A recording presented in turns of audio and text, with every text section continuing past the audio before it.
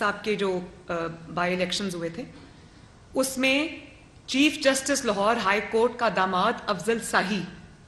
جو اب دہشت گردی کرتے ہوئے تخریب کاری کرتے ہوئے ہدایات دیتے ہوئے پکڑا گیا ہے، علی افضل ساہی،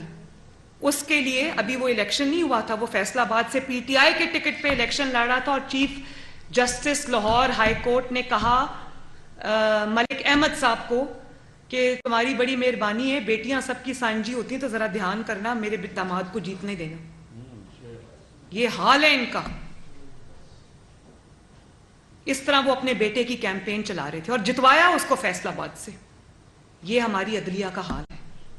اور میں اب یہ بھی واضح کر دوں کہ عدلیہ کا، میں جب عدلیہ کی بات کرتی ہوں تو جو عدلیہ کے ججز، قانون پہ، آئین پہ چلنے والے ججز ہیں، میں دل سے ان کا احترام کرتی ہوں، ان کی خاطر ہم سٹینڈ لینے کو بھی